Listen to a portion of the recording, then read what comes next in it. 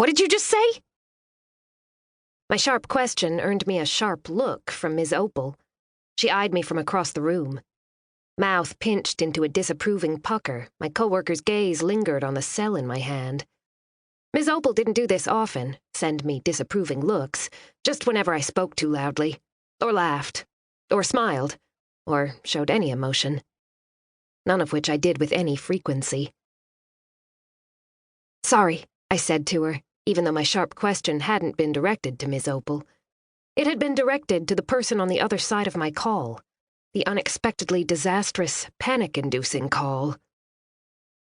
I heard a chair creak, and then he repeated, "He's planning to have you committed." "Please wait," I whispered, dipping my chin to my chest, allowing my hair to fall forward. Blocking my face from Ms. Opal and anyone else who might walk through our shared space, I whispered, "Let me call you back. I'm at work." Uncle Eugene huffed, the sound ripe with impatience. "At work?" "Yes, at work, as in my job." "Your job." His words were as flat as mozzo. "Please give me 5 minutes, thank you," I said on a rush. Not waiting for his response, I ended the call and clutched my cell to my chest. I stared unseeingly at the dark, solid wood surface of my desk while trying very, very hard not to freak the freakity-freak out. Oh God, what am I going to do? Why now? Why, Cat? I stiffened, instinctively straightening my spine, and managed a raspy, "Yes, Miss Opal." I sensed the older woman hesitate and felt her disapproving eyes move over me. I was familiar with this look of hers. It was the kind of look I imagined mothers gave their kids during teenage years, the kind of look parents everywhere administered to children when they were acting like a fool, as I sometimes caught Miss Opal muttering under her breath. Struggling to paste on my polite smile of perpetual calm, I glanced at the older woman. We'd been working together in the same space for going on 5 years, and I'd grown accustomed to her pointed looks, usually. But today, as Miss Opal lifted her eyebrows and narrowed her eyes, my throat tightened and my cheeks heated.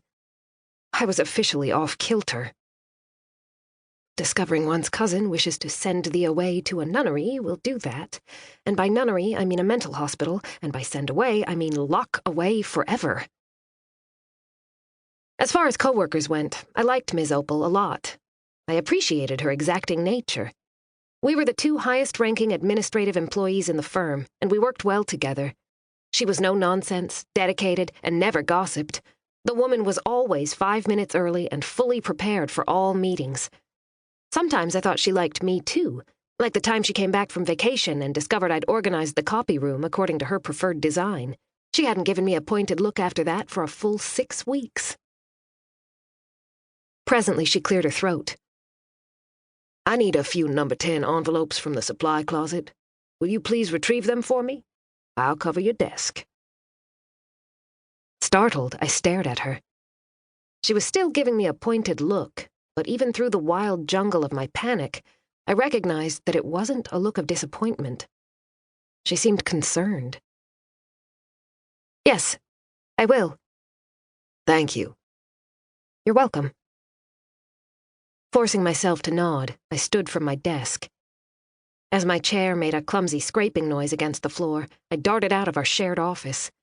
It wasn't until I was 3 cubicles away from the supply closet and one of the senior architects gave me a weird side-eye that I realized I hadn't stopped nodding or clutching my phone. It didn't matter. Maybe nothing mattered. Maybe not even cheese mattered. Ceasing my inane nodding, I redirected my attention to my sleeve, fiddling with the buttons in order to avoid eye contact. I then pulled at the keys attached to my waist and unlocked the closet. Once inside, I shut the door behind me and flicked on the light, hoping none of the staff architects had spotted my mad dash. Architects were like junkies around office supplies, insatiable. I didn't understand their preoccupation with mechanical pencils and graph paper, especially since all their work and renderings were done using computer models. Regardless, we could never keep either in stock. I once had a junior architect buy me a fruit basket for a packet of highlighters. I felt like saying, "Dude, anyone can buy highlighters, just go to an office supply store." Instead, I wrote her a thank you note.